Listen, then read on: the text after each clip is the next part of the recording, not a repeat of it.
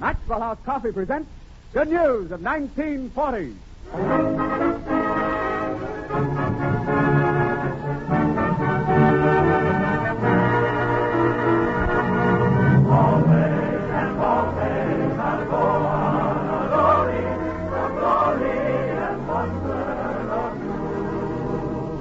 The makers of Maxwell House Coffee welcome you to another hour of entertainment brought to you each week from Hollywood and starring Fanny Brice, Roland Young, Hanley Stafford, Connie Boswell, and Meredith Wilson and his orchestra. Tonight's guests of honor are the famous fighter Maxie Rosenblum and the dean of the Dead End Kids, Billy Halop, Nadine Connor, and here's a surprise. Your host for this evening is that genial fellow you've seen on 1,000 picture screens, Edward Arnold.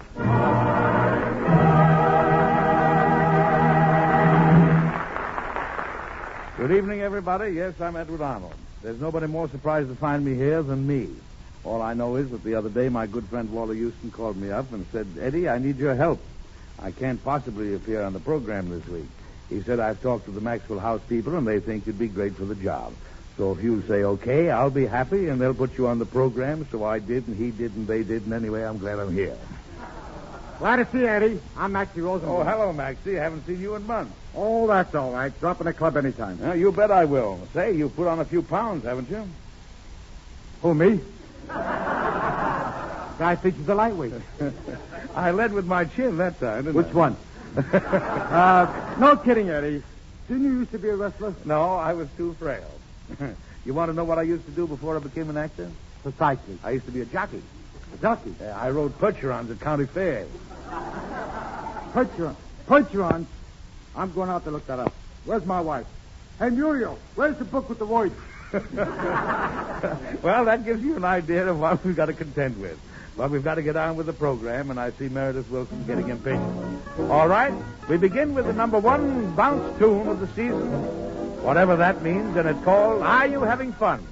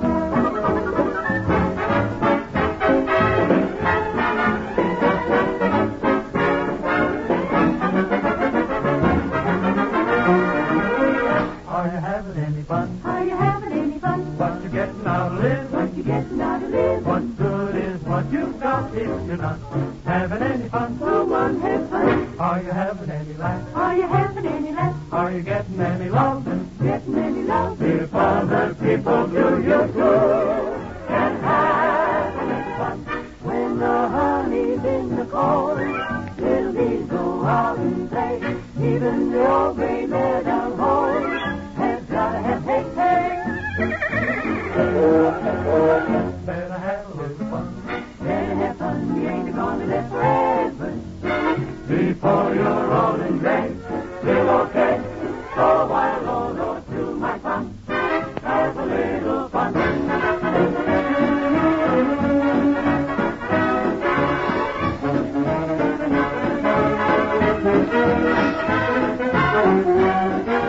on, have your fun.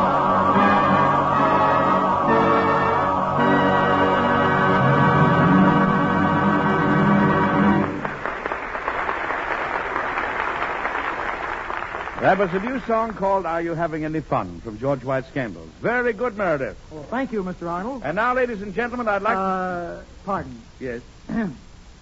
Mr. Arnold, on behalf of I and my orchestra, it behooves me to, at this time, extend a sincere and hearty welcome to you upon this very auspicious occasion. All right, fellas.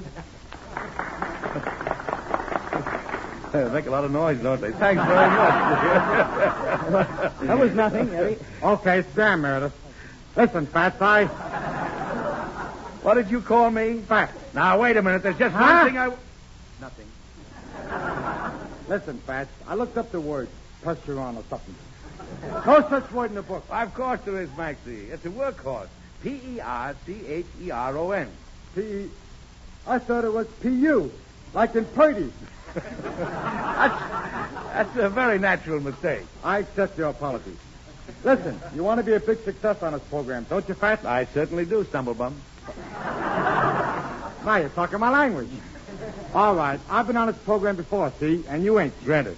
In the second place, I've been running a nightclub 2 years, and what I don't know about putting on a show ain't worth knowing. Granted. In the third, what's this granite? Go ahead, Maxie. It's just a telephone exchange.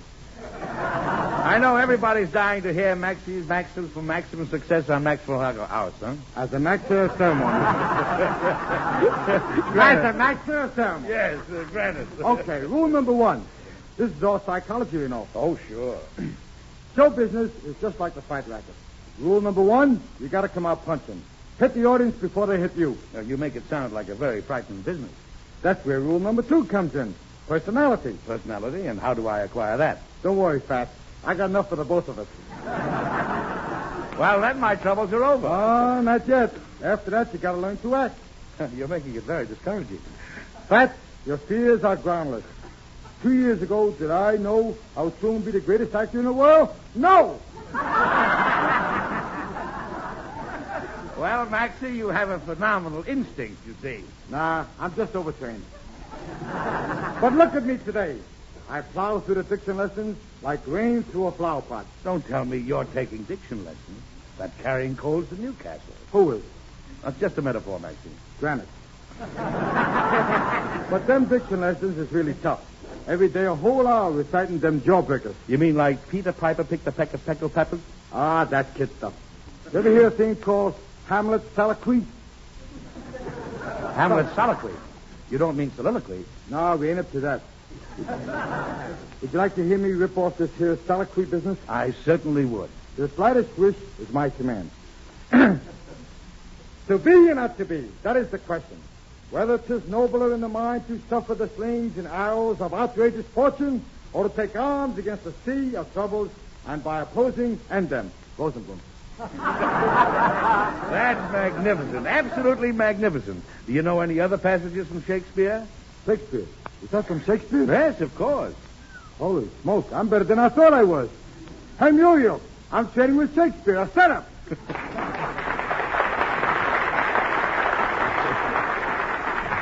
What a man, what a man. He ain't a man, Eddie. He's a left hook and pants. Well, maybe you're right, Connie. I'm glad you spoke up because I was just going to ask a favor of you. Anything for you, boss man. That is, if you want me to sing Jumpin' Jive. You took the words right out of my mouth. Ladies and gentlemen, the one and only Connie Boswell.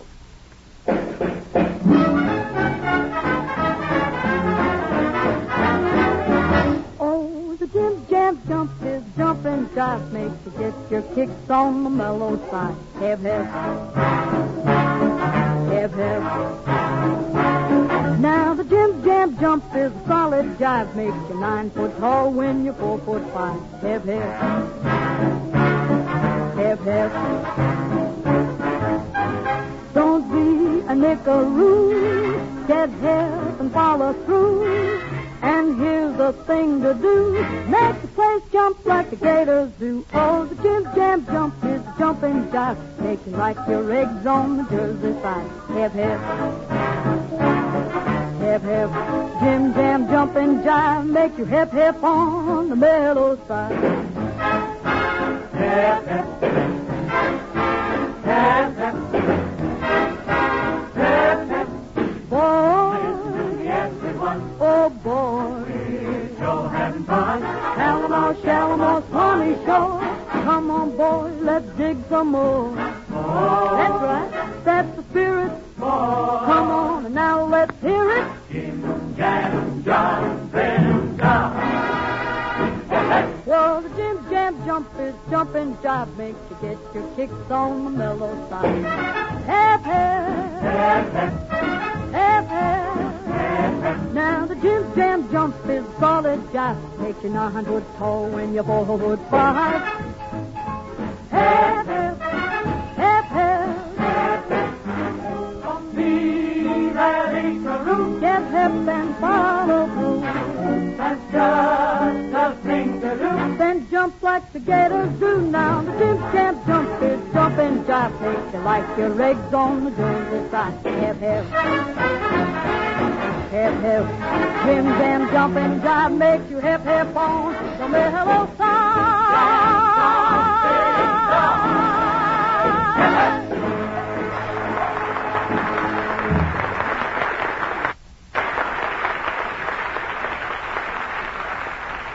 And now here's Warren Hull, who uses word magic to turn back the pages of history. Thank you, Edward.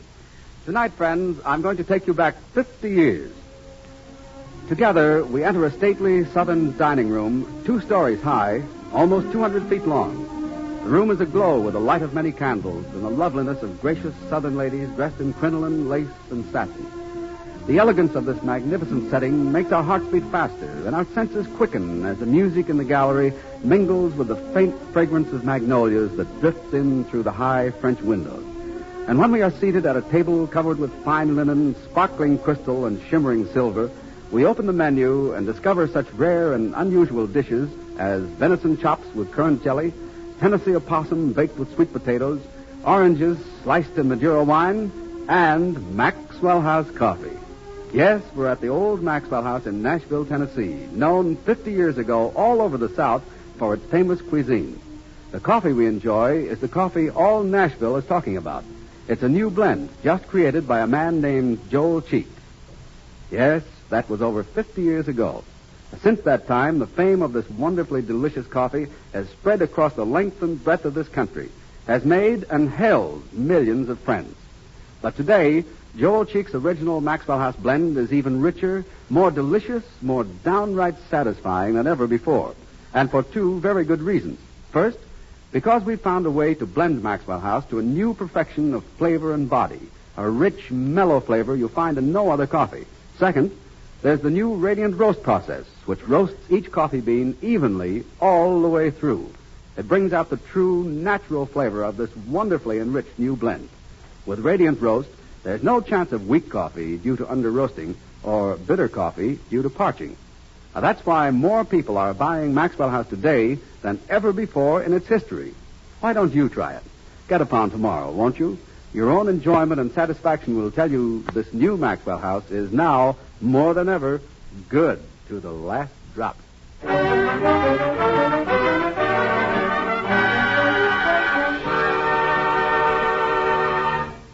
And now, ladies and gentlemen, here is Fanny Bryce as Baby Snooks.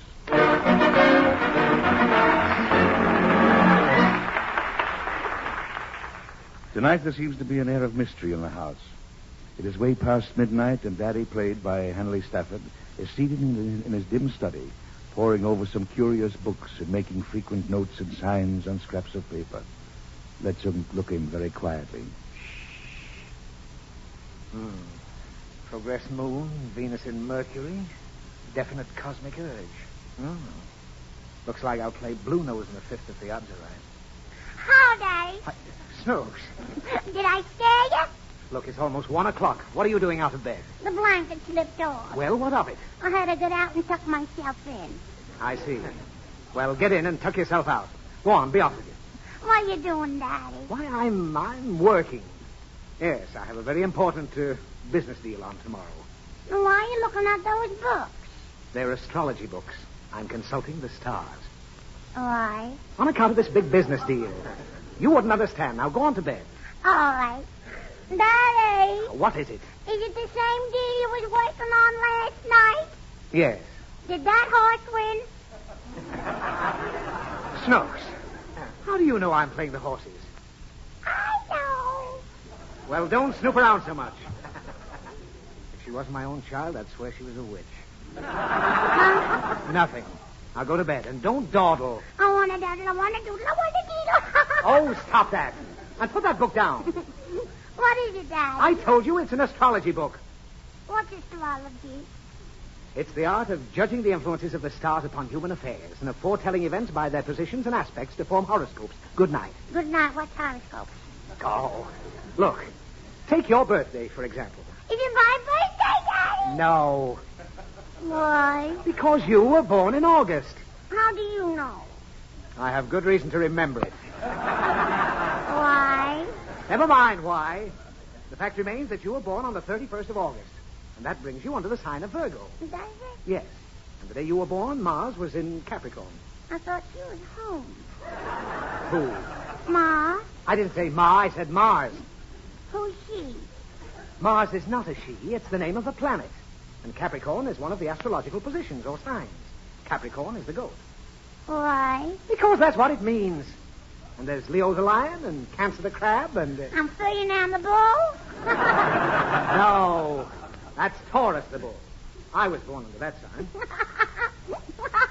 What are you laughing at? I don't know. Well, this is no time to learn astrology. You're going to bed. I'm hungry. Well, what do you want? I want some ice cream, some pie, some chocolate cake. Oh, you do, eh? Well, you'll take a piece of apple and like it. No, I won't. Now, listen here, Snooks. When I was a youngster like you, I didn't have chocolate cake and stuff like that. I was lucky to get a crust of bread. Oh. Daddy, What? aren't you glad you're living with us now? You'll never learn to appreciate anything. Why, I used to work 14 hours a day just to get the bare necessities. Get the bear what? Necessities. Groceries. Did you have a bear, Daddy? Of course not. Then why did you have to get him groceries? I got the groceries for myself. Didn't you give any to the bear? There wasn't any bear. I'm trying to tell you how hungry I was. I was almost starved. So you know what I did? You ate the bear. I didn't eat any bears. I didn't see any bears. I just worked very hard Why? to keep the wolf away from the door. Did the wolf eat the bear? No, there wasn't any wolf either. The bear I'm talking about isn't a bear, and the wolf isn't a wolf. It's just a figure of speech. You can't see that kind of wolf, and you can't hear him. Well, how did you know he was at the door? My stomach told me. I had a knowing there. Did you eat the wolf, too? Nobody eats wolves! Why? Because they don't! Why were you so hungry, Daddy? Because I worked so hard. I had to ride a horse over miles of land and herd cattle. You rode a horse? Yes. I had to ride about 15 miles from the farmhouse. What's worse, I had to ride bareback. Why didn't you ride the horseback, Daddy? I did ride the horseback. And who rode the bear? Nobody! Forget the bear! I rode the horse both ways, but I rode bareback. That means without a saddle, no seat. The bear didn't have no seat? Go on, go to sleep. Go on, get into bed. Tell me a story. I can't remember any stories. Tell me a story about the 40 C's. No. You're too young to understand politics. Then read one from that book there, that one. I told you this is an astrology book. It has no stories. Now, look. That's a story, ain't it, Daddy, that one? What? That? Mm-hmm. No, that's an article on hypnosis. Hypnosis.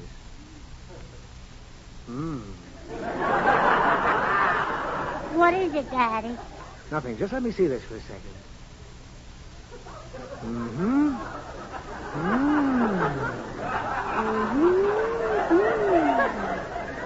Come here, Snooks. I want to try something. Huh? Look me in the eye. I want it. What you making those faces for? You are under my spell. I am your master. You will obey me. You will go to bed and to sleep. Sleep. Sleep. What do you think you're doing, Daddy? I'm hypnotizing you. Sleep. Sleep. Sleep. I'm sleepy. Ah, what's the use? Make me again, Daddy. No. No. I know. I'll make you stay out of bed. No, you can't. I'll get right in. All right, get in. But I'll bet I can make you get out. Let me see you do it. Okay. Get under the covers. Yeah. Now, when I say get out for the third time, you'll get out. The third time? Yes. Bet you can't make me. I am your master. Get out. I won't. Now, this is the second time. You must obey me. Get out. I won't. All right, stay there until I tell you to get out the third time. Good night. Good night.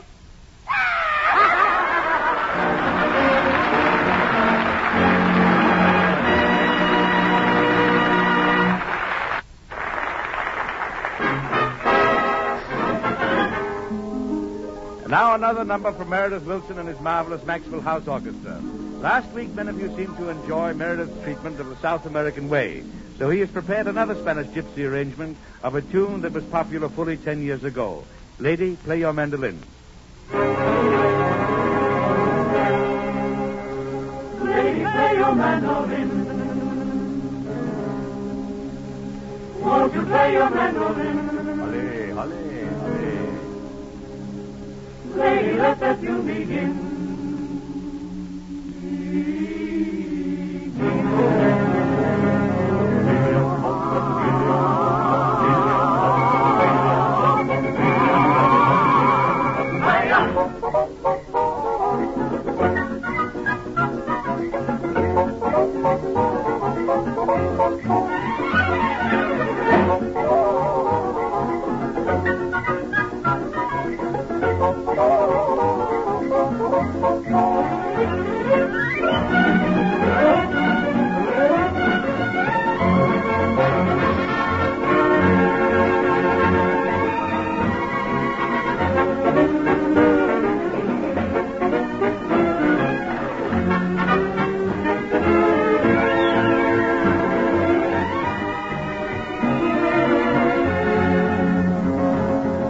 Lady, play your mandolin. Lady, let the tune begin. When you sing your song of love, I'm a lover too.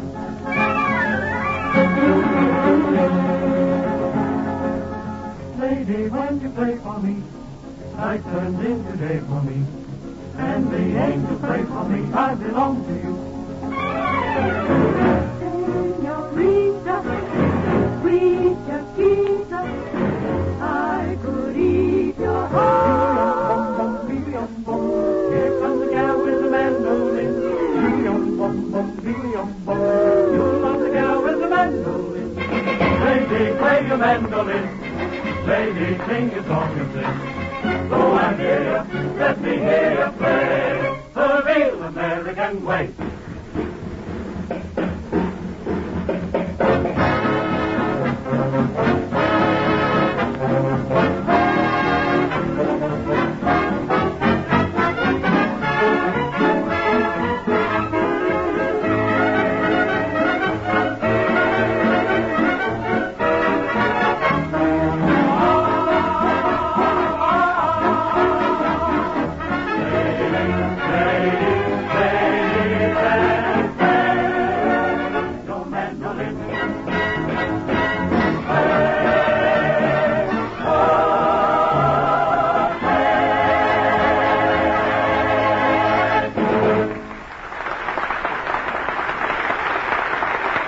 A very enchanting tune, Meredith. Your music is most delightful. Well, thanks, Ed. Gee, I like a little fulsome praise now and then. Well, everybody does.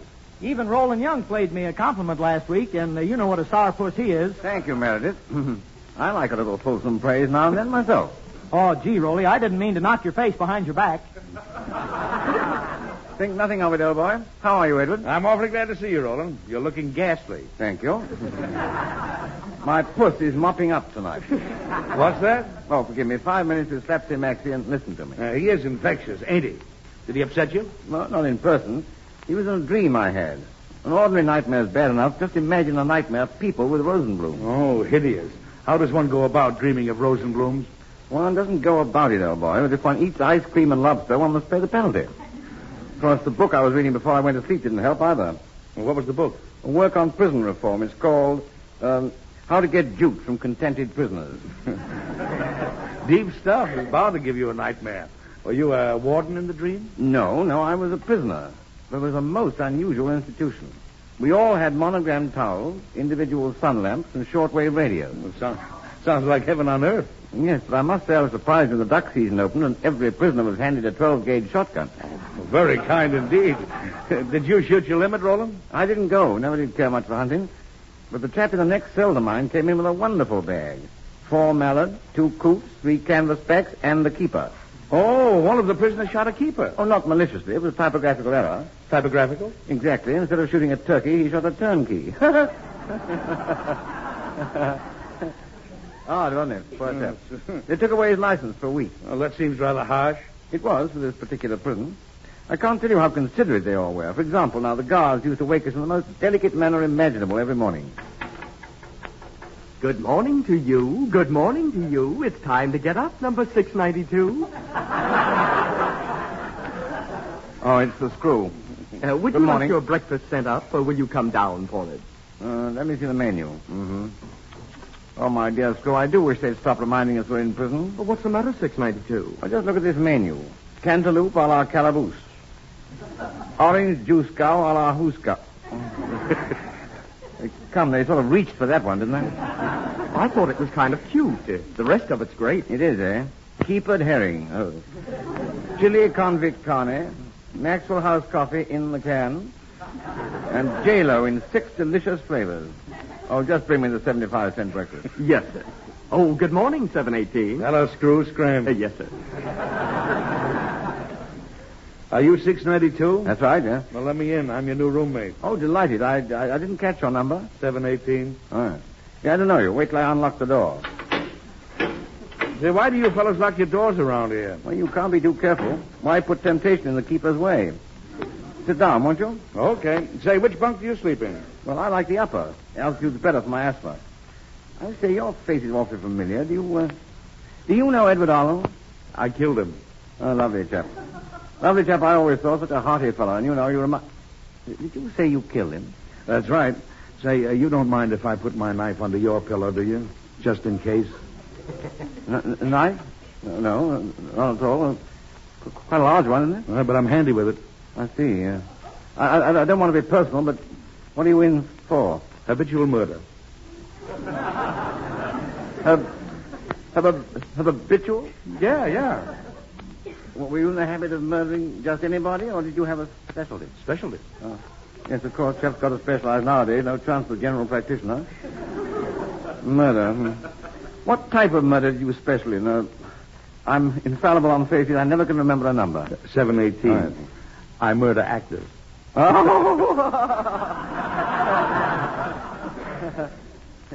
you kill me. Yeah? What business were you in, buddy? Oh, Come on, what was your racket? Yeah, I think I've seen you somewhere. Oh, no. I've never been anywhere. I'm not an actor, if that's what you're thinking. No? Oh, no. I used to be a sailor in the Merchant Marine. Here, look at this tattoo on my arm. Where? Oh, it must be the other one.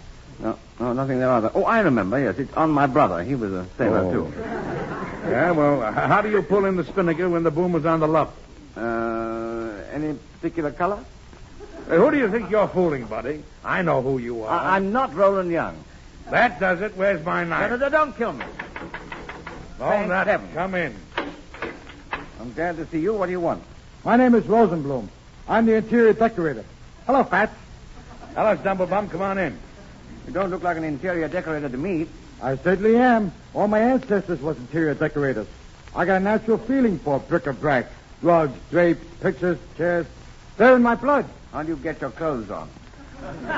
Listen, Rosenblum, I've got work to do. Now, how do you want to fix this cell? Oh, it won't take long. I'll just tack up a couple of doilies on each wall. Is that all? What about the drapes?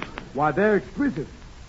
Nothing goes better with a cerise rug than magenta drapes with vanilla and polka dots. You fellas don't know how lucky you are. This is a dream cell. Yeah? Yeah. Oh, I wish I had it. Would you like to trade cells, Mr. Rosenblum? Would I? Hey, wait a minute. You and 718 will get along fine. He has just one little peculiarity. Never mind that. Well, it's a trade. I'll be on my way. Now, you're not going to get away that easy. Just a minute, Mr. Rosenblum. Will you tell 718 what your profession was before you came here? Certainly. I was the greatest actor in the world. Goodbye. So long.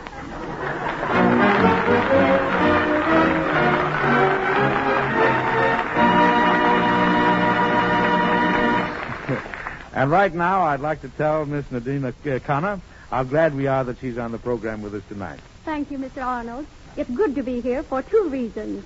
First, because it's like old times singing for the friends of Maxwell House. And second, because the fragrance of freshly made Maxwell House coffee is in the air. And if I'm not mistaken, that means... You're right, Nadine. It's time for our grand old Thursday evening custom. A moment of relaxation over a steaming, friendly cup of the coffee that's good to the last drop. So, friends, wherever you are, all over the country, pull up your chairs right now, because for each and every one of you, there's a cup of fragrant Maxwell House coffee. Here's yours, Nadine, Edward, and Maxie. Say, that sounds good to me. I'll take a saucerful. Meredith, music, please. We return in just a moment with Edward Arnold, Baby Snooks, Nadine Connor, Billy Halop, Daddy Hanley Stafford, Maxie Rosenblum, Connie Boswell, and Meredith Wilson's music. In the meantime, we pause briefly for station identification.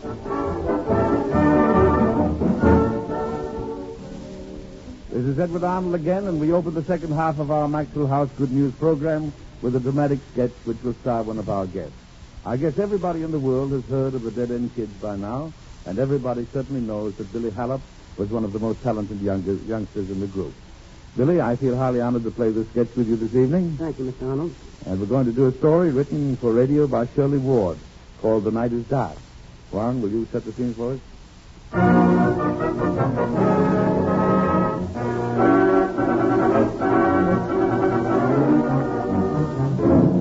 Bill Wheaton, a wealthy Texas rancher, played by Edward Arnold, is driving his car along a lonely road in the desert. It's a dark night. Bill's been driving a long time, and he's glad to see the lights of a service station up ahead.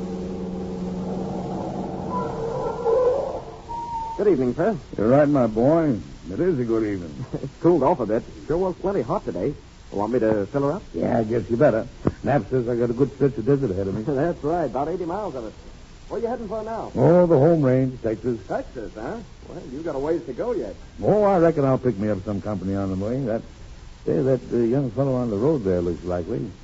Seems like he wants to go my way. I wouldn't pick him up if I was you, sir. I don't like his look. Everybody passes him up. Well, he just looks like a tuck-it-out boy to me. You got a lonely road coming, and some of those kids are plenty tough. Oh, shucks. I ain't got nothing anybody'd want. Hey, son. Hey, where you heading for? Almost anywhere. You going across the desert? I aim to. You want to come along? Yeah, I'd like to, thanks. Been out there near an hour. Nobody will take a chance. Oh, you look all right to me, son. Hop in. What do I owe you, amigo? 246, all told. Oh, here you are. Sorry, it's a ten as small as I got. Oh, that's okay. Looks like you got plenty of those. Yeah, I did have when I started out, but there's not many left. Still, I reckon we'll eat on the way, son. Here you are, sir. 3, 4, 5, and 5 is 10. Oh, thank you. Well, good night. And good luck. Well, son, it's that easy. We got a long trail. Yeah. Got a good night for it, though. Swell night. You like them dark? Suits me okay. Yeah, me, too. You know, there's a funny thing about a dark night. The day always seems a lot brighter. You ever notice that? Days all look alike to me. What car you've got? Yes, sir. She steps right along, don't she? What can you get out of it? What speed? Well, I never had her up to that 110 that's marked on the speedometer, but I did step her up to 90 for a little piece the other day, and she was just a hightailing along. I reckon she could get away from most cars, if that's what you're thinking. Who said I was? Oh, nobody, son, nobody.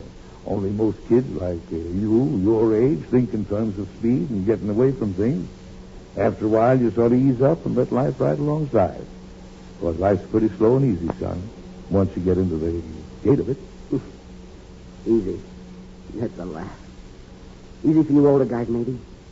I guess you're sitting pretty, but it ain't for my kind. Oh, it will be. Yeah, when we're 6 feet under. You got a name, son? Sure, Rick. Just Rick? Ain't that enough? Well, if that's the way you want it, but names like brands sort of tell you things about folks. Sometimes they tell too much, if you remember them. Yes, you do a lot of remembering with names. Abe Lincoln, Benjamin Franklin, David Crockett, Joan of Arc, George Washington. Folks who fought what they believed in. Yes, there's some names worth a heap of remembrance, boy. Well, mine ain't so forget it. Where do you come from, Rick? Oh, I've been all over. I was in Washington, then I thumbed it down through California. Thought there'd be some jobs picking fruit. There was too many of it. Ah, why look for words? There ain't none. I meant, where did you get your start? Where did you come from? You had a home once, didn't you? Sure. Bathtown, Ohio. But I lit out when Mom died. Ah, that's too bad. Your daddy still living? Yeah, he's there. Starving on a farm. I sort of figured you come from a town like that. Why, do I look like a hick? No. But you look as if you had roots, son. Deep in good American soil. And there's a heap of strength down there to draw on. A heap. Suppose we stop talking about me. I don't like answering questions, see? Oh, sure. I was just making talk. Now, me, I ain't much to talk about. Name's Bill Wheaton. I got a couple of 1,000 acres south of San Antonio. That about says it all. Just a couple of 1,000, huh? Oh, there's a lot of folks has more, but we managed to graze quite a few beef critters. Yeah, and get rich. I knew that the minute I saw you. Look, Mr. Pull over to the side of the road. Huh? Oh, you're sure, son. Getting a bit car sick, eh? You know, I'm loco for not figuring maybe you hadn't ate lately. Well, we'll fix you up pronto. I got some sandwiches and a thermos of coffee right here in the car. Never mind about that. Oh, there's no trouble at all, son. No trouble. Here we are. That's good beef in those sandwiches, too. Had some myself. And this hot coffee will fix you up fine. Hey, listen, I didn't come out here to... You don't have to look like that. Ain't a crime to be hungry. I've pulled in my belt lots of times. Come on, tear into it. Only take it easy. Sure. Why not? We got plenty of time, I guess. We've got all night. Well, I'm in no hurry. Kind of awkward, ain't it, Rick, eating with one hand? What's the matter with your right arm? You hurt it? Yeah. I pulled a ligament or something. Lifting trunks for a lady. When it hurts me, I let it rest in my pocket. It hurts me now. Well, now, that's too bad, isn't it? You better let me pour your coffee. Where's that bottle be? I'll do it when I'm ready. Oh, you're one of those that likes your coffee after you eat, eh? Okay, son. Everybody to his taste. I'll roll me a smoke. Okay, go ahead. You know, by golly, I'd love to swap places with you. Me? That's a laugh. Yeah, I mean it. Yeah? What's the gag? Gag? Oh, I ain't trying to harry you none. I mean it's mighty fine to have life ahead of you. What's fine about it? It's just trouble and looks like plenty more coming. Sure, there's a lot of trouble coming. But you can't take on a new job, son, till you finish the old one. And the way I figure it, we're sort of at the end of a big page in our history books. And we're just getting ready to turn over to a new one. So what? Who's going to change things? You are, Rick. You and your generation. There's a new range all ready for you, son, and you're going to ride it. When the trouble's over, people are going to want a world that's different, built on different ideas. A world where kids won't have to be thumbing rides. It'll be a pretty big adventure, Rick. For them that are strong enough to wait for it. That's why I say I'd give a lot to be you and have a part in that building. Mister, you're nuts. And if you ain't, what's the guy going to do in the meantime? Starve? Maybe. Men starve for a lot less and die even. Yeah, well, I ain't. Come on, mister, shell out that roll. This is a stick-up. That right hand don't hurt you so much now, does it, Rick? No, it don't hurt when I got something in it. Come on, I ain't fooling. I can see that. Well, there you are. I reckon there's about $100 there. I couldn't say exactly. That'll get me where I'm going. Where's that, son? I ain't decided. It might help if you made up your mind about it. Listen, quit talking. Go on, get outside. I need this car. Okay, Rick, if that's the way you want it. Gee, you're a cool one. Well, I ain't much afraid of guns most times, but I don't argue with them in the hands of a scared kid. Who's scared? It's only natural. A fellow's who's on his first hold-up is going to be a bit nervous. This is your first, isn't it, Rick? Maybe it is, but it ain't going to be my last. No, I reckon it won't. Well, I haven't got all night. So long.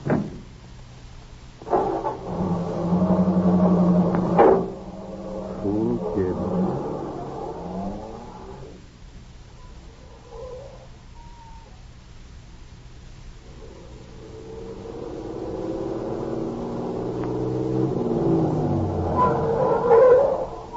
What's the matter, Rick? You forget something? Listen, mister, there's snakes and things out here. I'm going to be a good egg.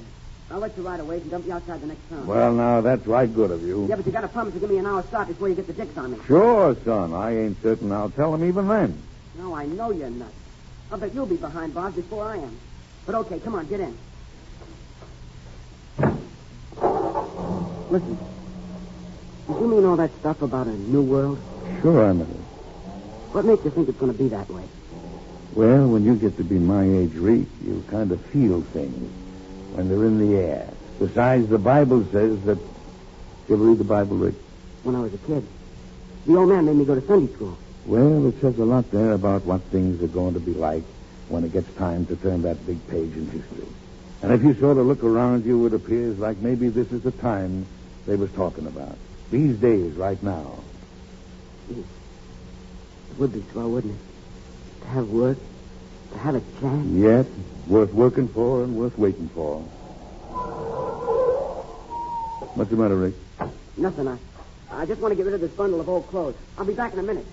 Did some pennies for a man. Got him all static. Guess it makes a good ash can. Yep, it's a swell ash can that does it. Bet you that six-shooter lay there for years before anybody rustles it up. All right, wise guy, so what? I changed my mind, that's all. You can dump me at the next town. Here's your roll. Now, look, wait a minute. I'll just take 10 for gas and you keep the rest, son. Skip it, I ain't taking no favors. I'll take the 10 when I get south somewhere. Someday I'll send it back. Bearstown, Ohio, huh? I knew those roots were deep. Shut up, can't you? Sure. You know, I had a boy once, Rick. I lost him. I've been pretty lonely. I got some women folk, but, well, I still hanker for that boy. That ranch of mine's a handful for an old fellow. Got a good string of horses down there, too. You ever ride, Rick? Some. When I was a kid. You'd like it a heap. It helped me a lot to have you there, Rick. The fact is, I've been looking for a hand like you. I'll quit it. Nobody's going to give me a break like that. Nobody's giving you anything, son. Whatever's coming to you, you've given yourself tonight. And you'll work for what you get and work hard. But it's a good waiting place. And I've been waiting for a son for a mighty long time. A son like you. You sure are a crazy guy. But if you need it, mister, I ain't going to say no. Bill's the name, son. Just Bill. Hey, Bill. Did you show anybody how to be crazy like you? Sure, it's easy, son. All you got to do is use your head.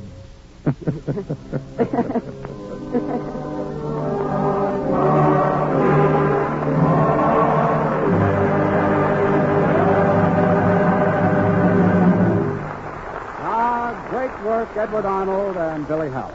Well, ladies and gentlemen, this is Warren Hull, and I just want to break in here while Edward Arnold gets his dress to introduce our second guest star for this evening. She's a young lady who was with Meredith and myself on the Showboat program 3 years ago. One of the most brilliant sopranos in radio, Miss Nadine Connor. Nadine's going to sing one of Victor Herbert's loveliest melodies, Romany Life, from The Fortune Teller.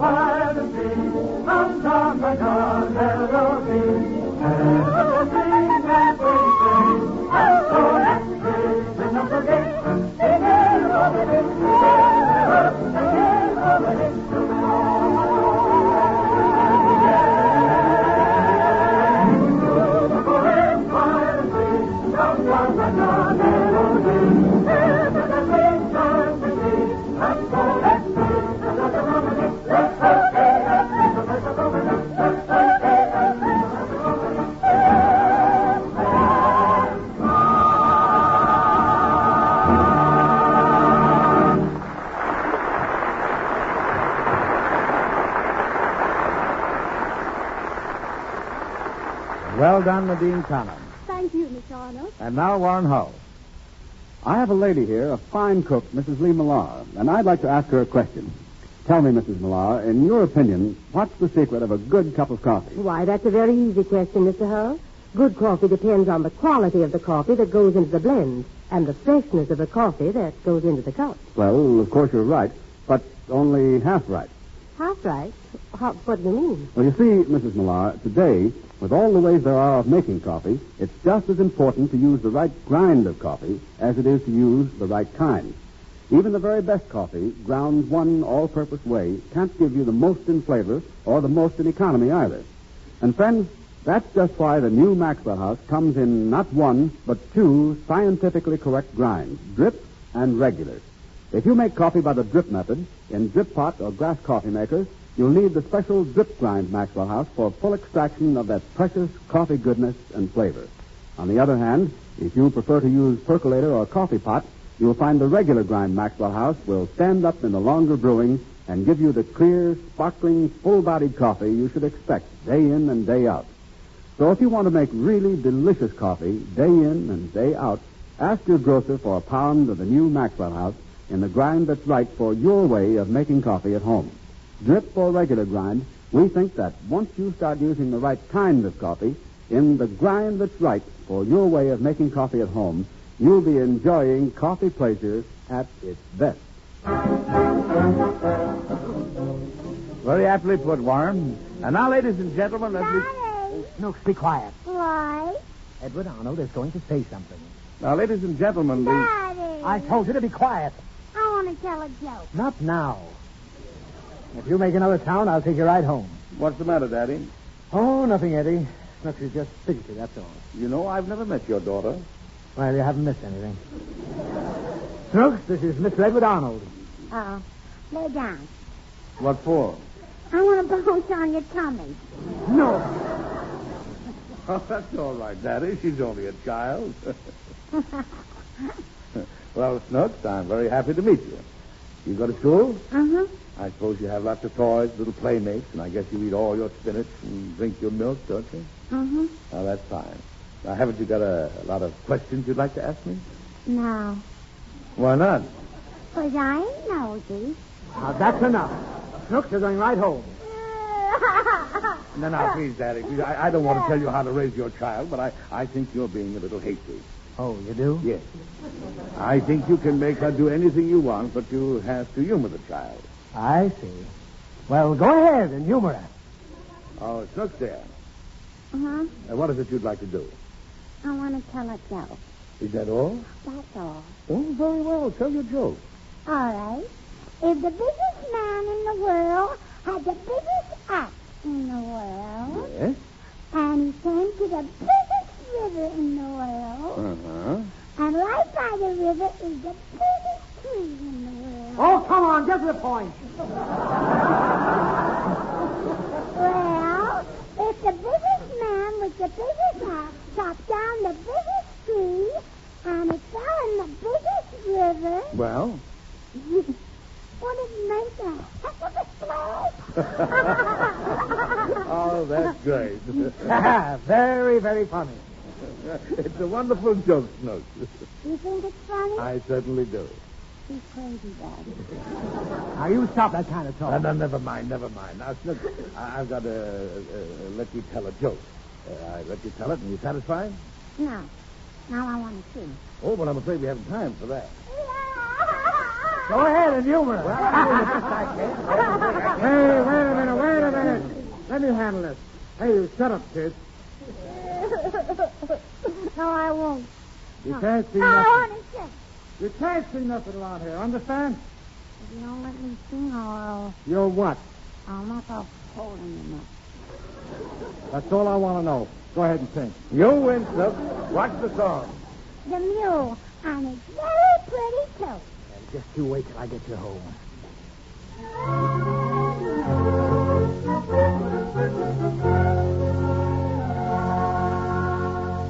A mule that I knew had a trick he could do. He could wiggle his ears up and down. So I thought it would be very clever of me to wiggle my own roundabout. Hee-haw, hee-haw, to wiggle my ears up and down. Hee-haw, hee-haw, to wiggle my ears up and down. Hee-haw. I practice a year till I wiggle each year, just exactly according to rules. But I do it so well that nobody can tell whether I am myself or the mule. If I am myself or the mule. If I am myself or the mule.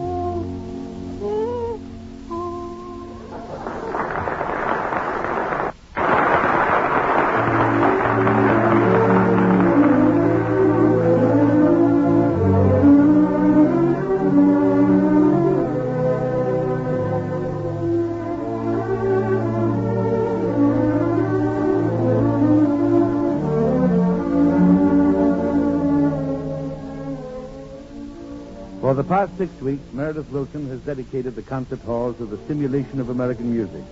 He has commissioned 5 famous American songwriters to try their hand at writing a waltz, a humorette, a lullaby, a serenade, and a nocturne. You remember that last week the first commissioned piece was played, Peter DeRosa's beautiful American waltz. Now the second is ready for its world premiere, the American humorette, written by one of our country's best-loved composers, Sigmund Romberg. All right, Meredith? Sigmund Romberg's American Humorette.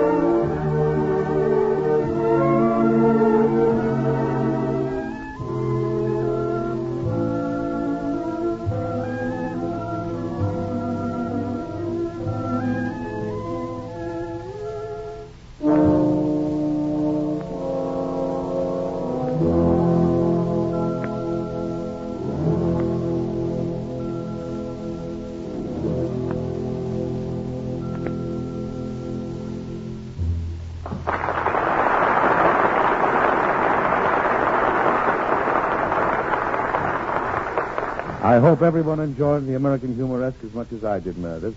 My compliments, Sigmund Rumberg. All of us here at the concert hall hope that this date will always be remembered as the day a beautiful composition was first played. Next week in the concert hall, Meredith will introduce the third of our new American compositions, A Lullaby by Duke Ellington.